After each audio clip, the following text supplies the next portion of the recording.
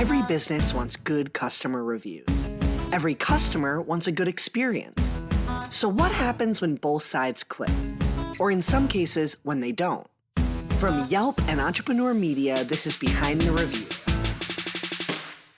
Behind the review, dig deeper too.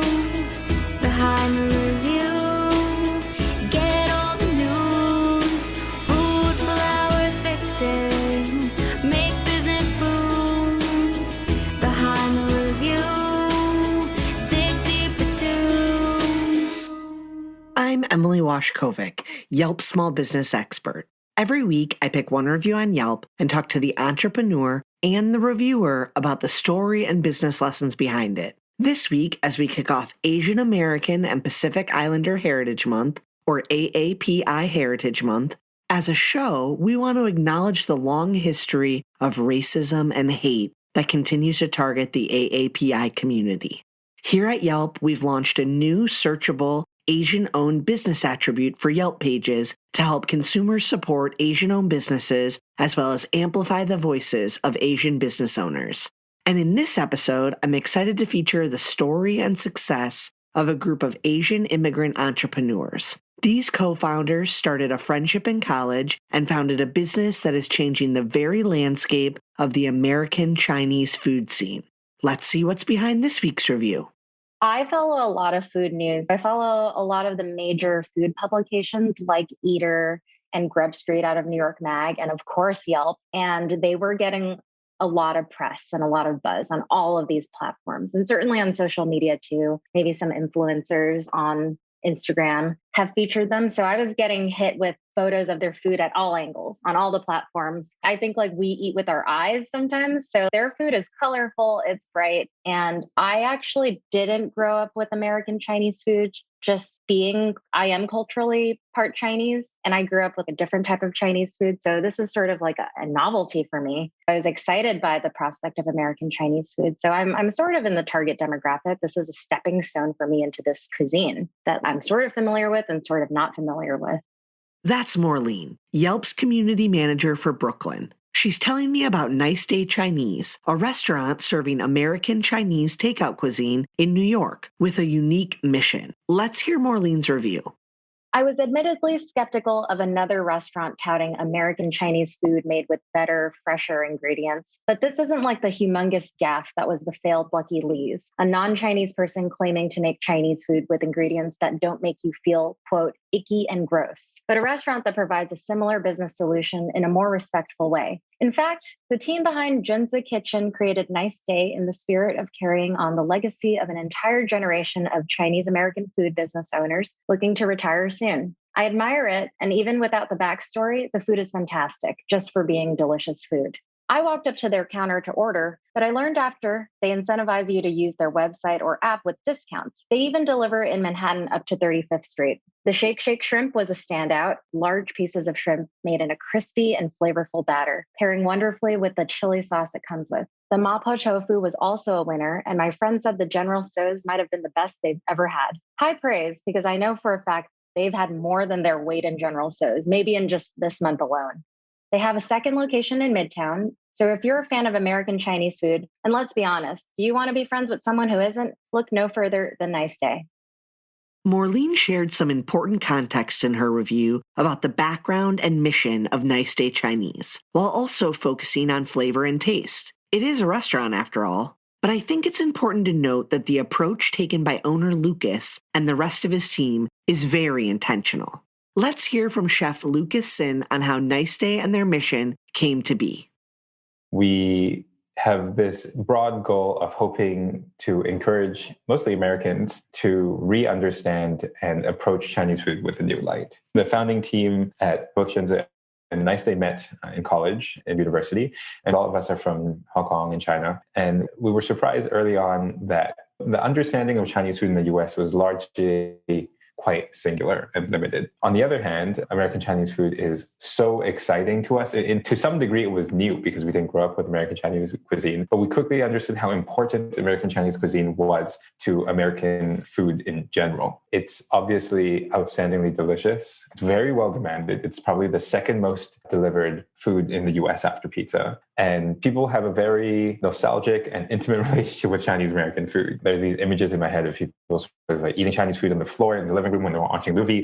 Friends come over, they don't know what to get. They get Chinese food. Chinese food is a huge part of different sort of like cultural events like Christmas for a lot of Jewish families, for example, but also as like a corner store, as chicken wing and French fries type of place. And Chinese food is just so important to our understanding of the American life, so to speak, that we wanted to look a little bit deeper into it. And what we realized is that Chinese restaurateurs face unique obstacles in the American Chinese food world. Despite its popularity, despite its robust history in the last 150 plus years, Chinese American food now today in 2020, 2021 faces obstacles that many other cuisines don't face. A lot of it is an aging population of people who can cook this food. A lot of it is ingredients that are more and more difficult to come by, vulnerabilities along the supply chain, and these like business side of things that unfortunately we think might endanger the availability, the accessibility, and the continual evolution of Chinese food into the future. So we wanted to address it by trying to, in the beginning, building a new type of Chinese restaurant that served Chinese American food that was built off of the hard work and built off of the history of Chinese American food in the US, but was also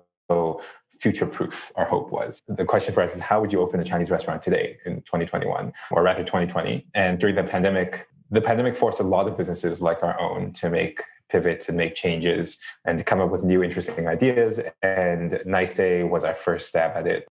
As chef and owner of a restaurant that has been well known in New York City for years, Nice Day wasn't Lucas's first venture into the restaurant industry. But even with that background and experience of his first restaurant, he saw the importance of trying new things out, doing pop-ups, for example. And a lot of that experience comes from his love of food growing up and knowing the importance and power of food.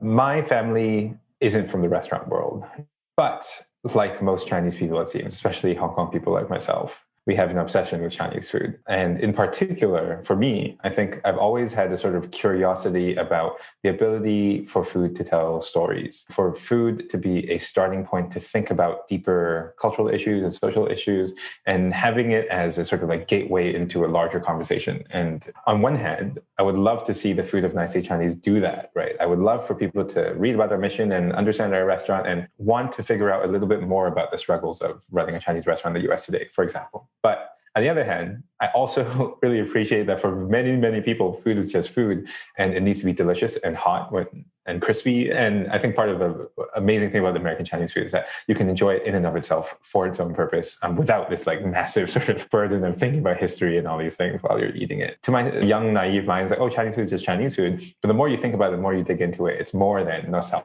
It's more than memory. It's also history, and it's an evolving history. So there's no better place to cook Chinese food in the US now than New York. Honoring a long line of tradition and providing a high-quality product.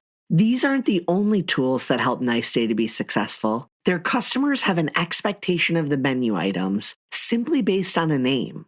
The Chinese American food obviously is a cuisine and a business model that evolved out of a specific diaspora. And so I think it's important for us to refer back to the generations and the people that came before us. A good friend of mine, or rather a coworker, grew up in Chinese American restaurants. His father's 90-something years old, can barely hear, but when we're developing our General Tso's recipe, I was confused about what in the world General Tso's actually was, because every time I ate it, it was a little different.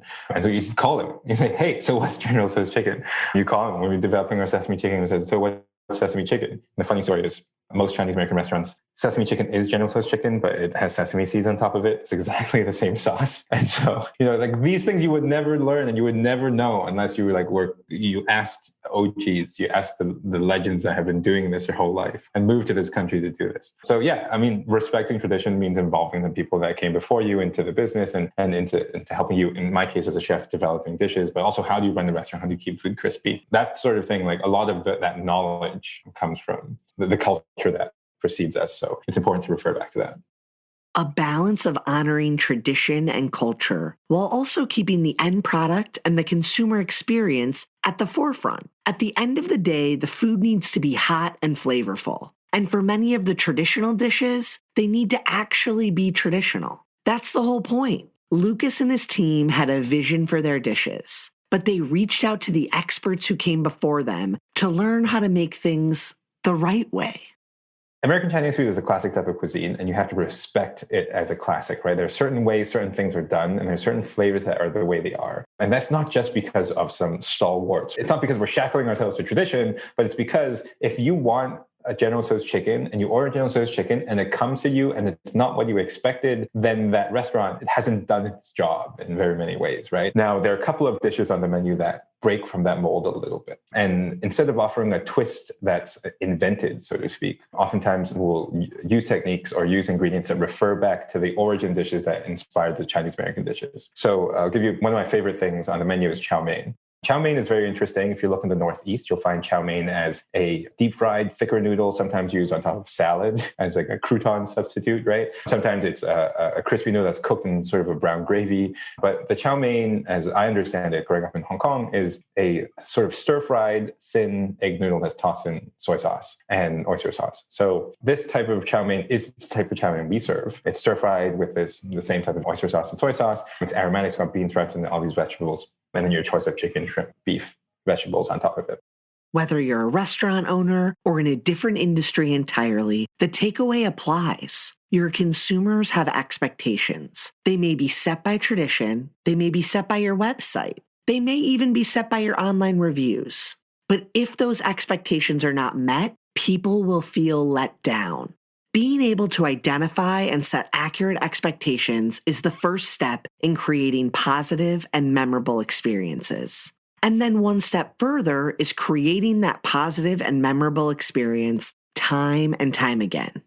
The name of the game and the job of operations, right? Store operations is consistency. So there are a little couple of things that we do to help our stores guarantee certain consistency, especially when it comes to texture. On one hand, for example, we punch holes inside of our paper boxes so that the steam can escape so it can be delivered to you crispy. Small change, but really important. On the other hand, there's been a long-standing myth in a lot of American Chinese circles that only Chinese people can cook using a wok, that only Chinese people can be successful cooking in a wok, for example. And there's been a resistance, sort of like industry-wide, but culturally, against innovating on how we train people to cook Chinese food. And so a lot of it for us comes down to us looking really at detail in the system. How do we train our employees so that the type of employees that work at restaurants around us, right, in our neighborhood should be the same type of employees that we can hire. And it's our job to train them to make Chinese food in a way that is at our standards. It falls back on the restaurant and the training team and us to tell them that, hey, this is not an intimidating thing. And if you cook and use these tools properly, the food's going to come out more delicious and more consistently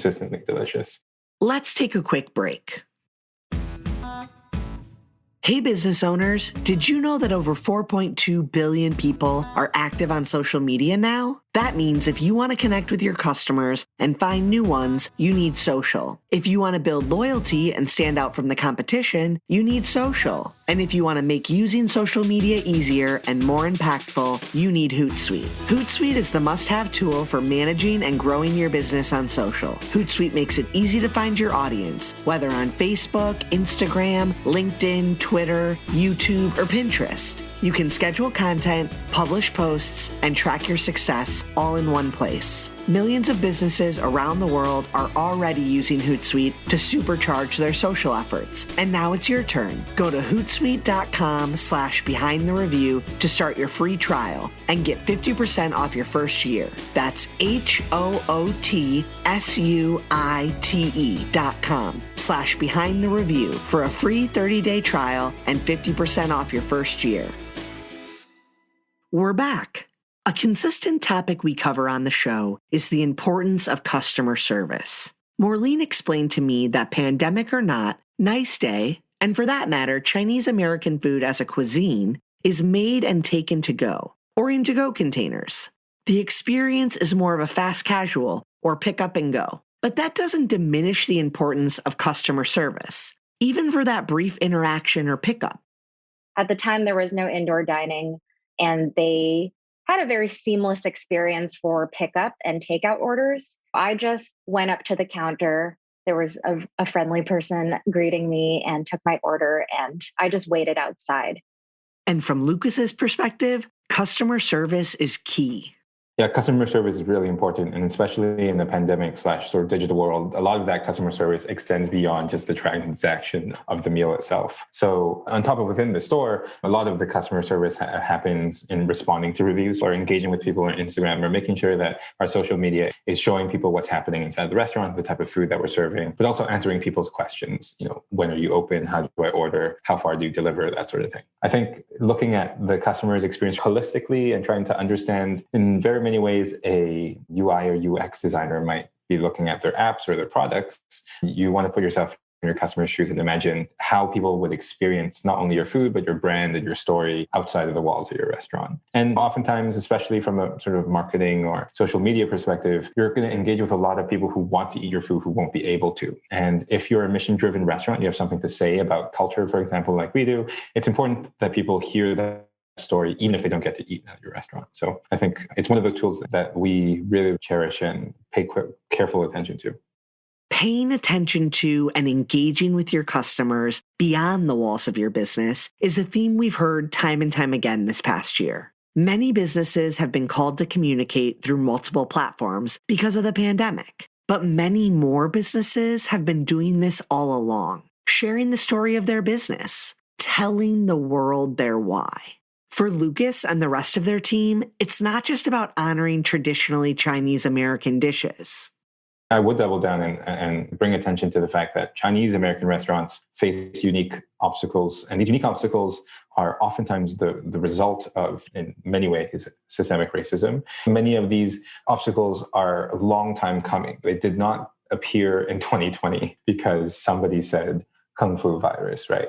A lot of the difficulty and the disadvantage oftentimes has been built throughout the years, and it's an entangled subject. It's difficult to pinpoint, but I would hope that most of us Asian restaurateurs, and this is certainly what we've seen in New York, is that Asian restaurateurs are using both their platform and their business to do something about it in the long term. I was very inspired in particular. I've worked on quite a few initiatives in the last couple of months, the most sort of like well-known one being a campaign called Enough is Enough, where for whatever reason within the span of a week or two, we got something like 20, 30 Asian restaurants to band together to raise money for a couple of charities and also to set up multiple meal donations to St. Jude's and other shelters. And over the course of 3 weeks, we raised something like $75,000 over the course of one event, which is kind of insane. But there are many other charities that we can support that are sort of related to the world of food that we certainly support. We're very proud to support because through the food lens, through addressing issues of food insecurity and addressing issues of the sustainability of businesses in areas like Chinatown, those businesses, those NGOs, those organizations are doing a lot on a consistent basis. Yeah.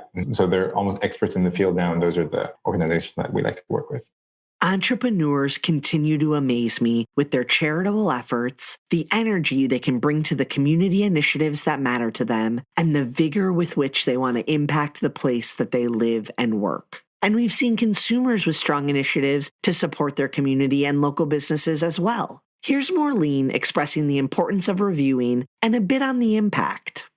Writing a review sends so many signals. It's different from writing in a private journal. It's a public platform to write a review on a site like Yelp. And you have an audience of people who are curious about this business. Most likely, they want to know, what did I like? What did I dislike? So when I'm writing a review, I keep the audience in mind. And then part of why I write a review is also to signal to the owner and the business owner what I appreciated about the business. If I have any constructive feedback, I want to help the business, I will often offer that. I don't think I offered anything critical for Nice Day. It was very simple and seamless in my experience there. But when I do write a review, I try to keep those things in mind. I just want everyone to know about the Muse spots. And so I'm like, everyone go to this place, support them, especially in New York when the rents are high, the margins are slim. We want to do everything that we can to help small businesses survive. And operationally, reviews are important to business owners. But Lucas shared with me some important perspectives from his years of experience in restaurants, which on average deal with higher volumes of reviews than many other industries. Reviews are really important because they are one of the mechanisms and one of the ways you get feedback on a consistent basis about how the team is doing, as you say, when you don't have your eyes on the restaurant and you're not physically inside of the restaurant. I think many restaurants, including myself, we have a tendency sometimes to jump and change things really quickly based on negative feedback. learning how to approach reviews in a helpful way, in a structured way, has really allowed us to manage reviews as a mode of feedback. I don't know if this is consistent with what everyone else is doing, but we respond to most of the reviews that people post. We're very, very thankful for it. And we've learned a lot, right? Sometimes you design dishes and they don't deliver the way that you thought they would to be delivered, for example. There are many things that just are beyond your control. And we as a restaurant can always grow from that feedback. Take things with a grain of salt. Don't change a whole restaurant immediately just because you had one person say one thing. But we use qualitative reviews as much as we use quantitative data to keep a good eye on how things are going. And on the other hand, I've learned to really cherish our positive reviews and connect with people who are consistent regulars at our restaurant, people who want to tell us that, hey, this, I didn't expect very much from American Chinese food, and you guys have changed my mind on this, for example, is one thing we hear once in a blue moon that really matters a lot to us, because that's what the goal of the restaurant is. Lucas and his partners started their restaurants with very strong missions in mind: to honor and spread the access to and appreciation for a beloved cuisine, Chinese American food, while also creating a product that is just plain delicious in a traditional sense and in a spice, texture, flavor, crispiness sense. Junsu Kitchen and Nice Day Chinese play an important role in representation and high-quality food that makes New York, New York. Being an entrepreneur is a different kind of hard work, adaptability, and out-of-the-box thinking. And being a minority business owner amplifies the challenges that many entrepreneurs face. To close us out, here's Lucas sharing his view on entrepreneurship and what it means to him. I think entrepreneurship is, it's a very, very broad word, but at the very least, I think startup culture and entrepreneurship sort of encourages you to dive into a sort of acute problem, but try to solve it in a systematic way. And I think that's a lot of the sort of workplace culture that we have at Junzi and Nice Day, is that everybody in the team here is not only concerned about making the restaurants and the meals and the dishes in front of us the way they're supposed to, we're also concerned about growing into the future and thinking about how a business can be sustainable, right? The core of our purpose of opening Nice Day requires us to build a business model that is in some ways new and a little different from the type of Chinese American business model that existed before, because we want to solve for some of these sort of supply side back of house issues that we mentioned before. And in so doing, you have to test and you have to figure things out and make mistakes. And so the pop-up is a great way to test those things in multiple senses of the term. That's the sort of like entrepreneurial mindset, is one of long-term, but also some degree of like recklessness, right? And diving into a dream or diving into a wisp of an idea. And that concludes our episode. Be sure to subscribe so you get new episodes every Thursday. I hope you enjoyed it and were able to take a thing or two away to implement in your own life. Whether it's a new idea that you can bring back to your business or a fresh perspective on how to be a positive influence as a consumer, we share these stories to inspire and create more meaningful connections in your local community. For more information about today's business or to connect with me, check out the show notes. Behind the review, dig deeper too.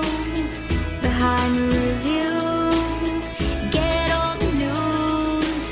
Food, flowers, fixing, make business boom. Behind the review, dig deeper too. Today's show featured conversations with Chef Lucas Sin, one of the owners of Junsu Kitchen and Nice Day Chinese, and Morlene, Yelp's community manager in Brooklyn. Special thanks to Leanna Fang, who helped write this episode. To learn more, check out the episode blog post and don't forget to subscribe so you get an alert each Thursday when a new story comes out. To claim your own Yelp business page and start engaging with consumers, visit business.yelp.com. Starting this month, we have a special offer for our listeners who are interested in trying Yelp advertising. Use code BTRPOD300. That's BTRPOD300 to get started today. And a $300 upfront credit will be applied instantly. Charges apply once credit is used. Cannot be combined with other offers. Any unused credit expires 90 days from the date of acceptance. Eligible businesses only, subject to Yelp's master advertising terms. This offer expires at the end of 2021. Our theme song is performed by Ali Schwartz and produced by Robbie G of Messerol Sound. The show was produced and edited by Entrepreneur Media.